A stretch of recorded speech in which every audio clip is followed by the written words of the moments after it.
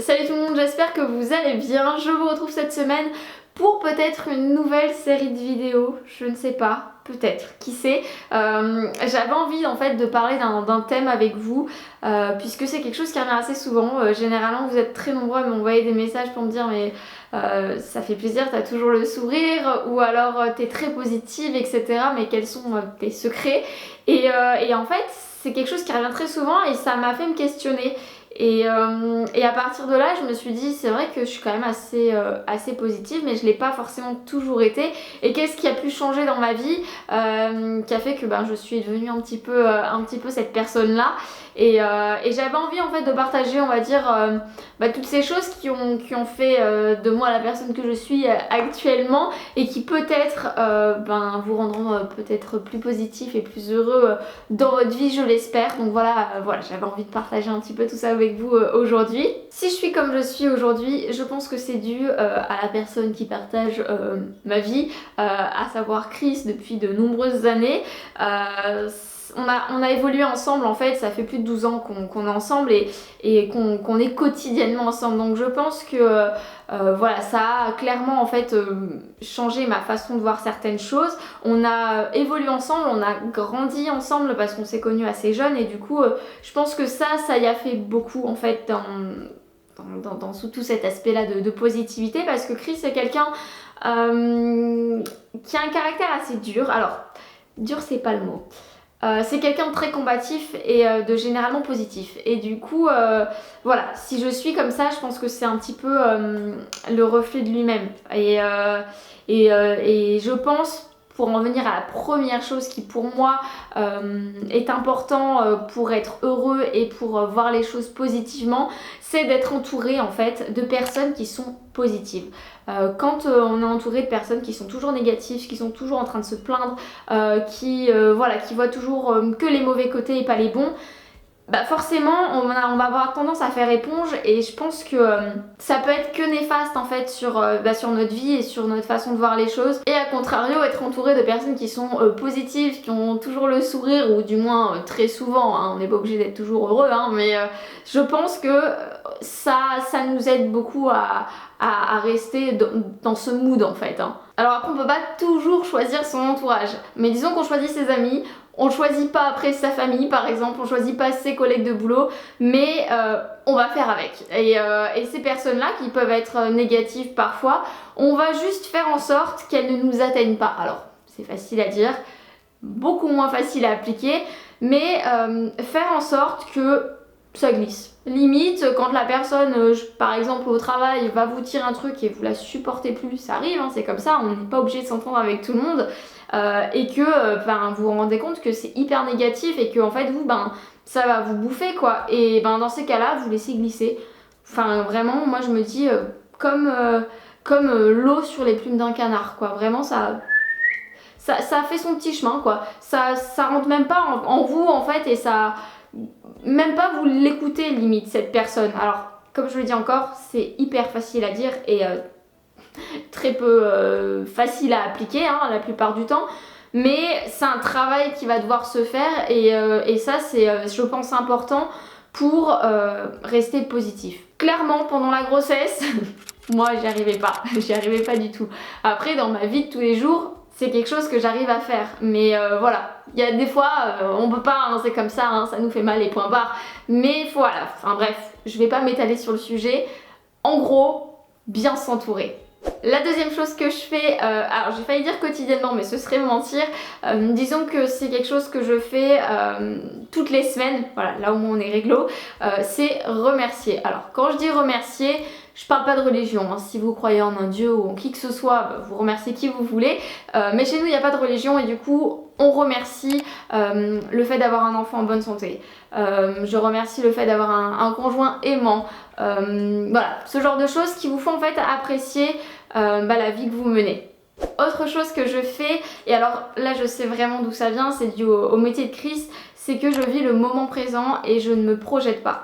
Parce que voilà, avec son métier, il y a plein d'imprévus qui se passent. Et par exemple, imaginer, prévoir des super vacances, se dire on fera tel truc, ça se passera à peu près comme ça, etc. Et que finalement, le jour J, soit les vacances sont annulées, ça se passe pas du tout, soit finalement il y a des trucs qui ont changé, etc. pendant les vacances et c'était pas exactement comme vous l'aviez planifié dans votre tête.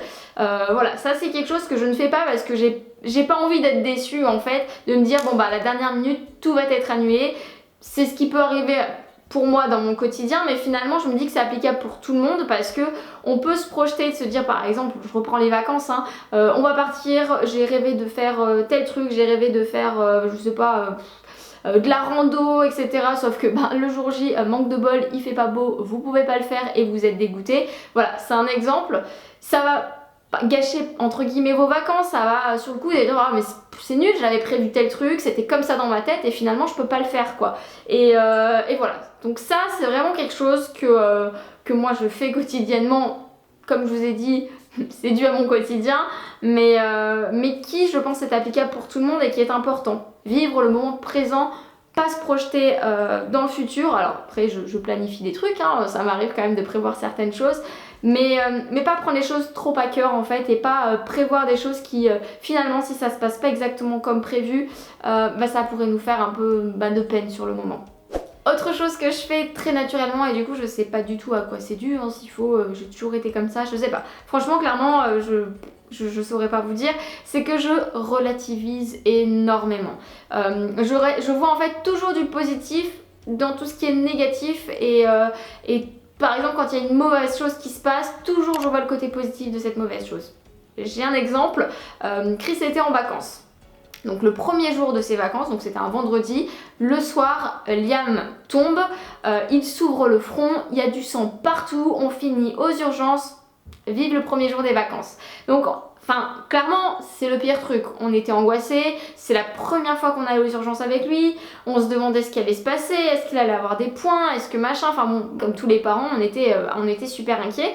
Et en fait on arrivait dans la salle d'attente et là, j'ai relativisé, tout simplement. Je me suis dit, mais tu sais Chris, regarde, il va bien, il était en train de jouer parce que c'était une salle d'attente spéciale pour les enfants, donc du coup on était en une urgence pédiatrique, donc il y avait plein de jeux, etc. Et lui il s'éclatait, il avait un énorme pansement rempli de sang sur le front, et ça se passait bien, il y avait du sang partout sur ses habits, mais il découvrait des nouveaux jouets, il était super heureux, et je disais à Chris, regarde, franchement, il s'amuse, ça pourrait être pire, il aura quoi? Bon, des points... Il aura une cicatrice à vie, ça va un peu abîmer son joli visage, mais écoute, ce sera la première, ce sera sans doute pas la dernière, donc c'est pas grave. Il est heureux, il est quand même en bonne santé, tout va bien et ça aurait pu être pire. Il aurait pu s'ouvrir la moitié de la tête, ça aurait pu être irréversible, il aurait pu avoir un traumatisme crânien, enfin bon, voilà. Je suis toujours en train d'imaginer le pire pour relativiser en fait et me dire...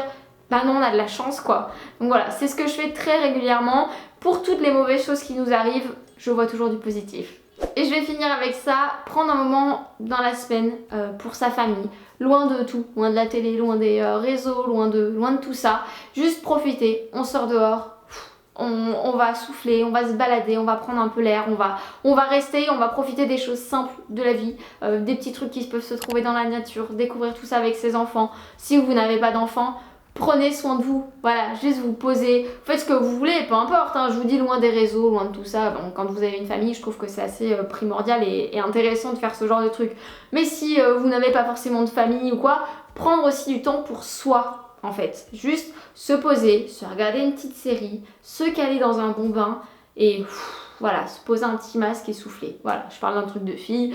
Si vous êtes un garçon, vous trouverez une autre passion, ou jouer aux jeux vidéo, ça fait très cliché ce que je dis, mais voilà, peu importe. Trouvez du temps pour soi, trouvez du temps pour sa famille, prendre un moment en fait pour faire tout ça et pour apprécier en fait les choses qu'on a et apprécier aussi se retrouver soit entouré, soit avec nous-mêmes. Je pense que c'est hyper important de le faire une fois par semaine, ça fait beaucoup de bien, vous verrez. Donc voilà pour cette vidéo, comme toujours je me dis peut-être un petit peu égarée, j'ai peut-être beaucoup parlé, j'en suis navrée, je suis comme ça, j'ai besoin de donner des détails, j'ai besoin de donner des exemples pour être comprise, j'en J'en suis navrée, je suis comme ça. Et en tout cas, j'espère que cette vidéo vous aura été utile. Si jamais vous avez des conseils, des astuces à partager avec d'autres, n'hésitez pas comme toujours à mettre tout ça dans les commentaires. Je suis persuadée que ça pourra en aider d'autres, même moi, hein, qui sait, je sais pas, vous avez peut-être des super astuces que je pourrais appliquer aussi. N'hésitez pas à mettre tout ça dans les commentaires. Et puis ça, je pense que ça va peut-être ouvrir une nouvelle série de vidéos, qui sait. Voilà, dites-moi si ça vous a plu. En tout cas, je vous fais à tous de très très gros bisous et je vous dis à la prochaine. Ciao.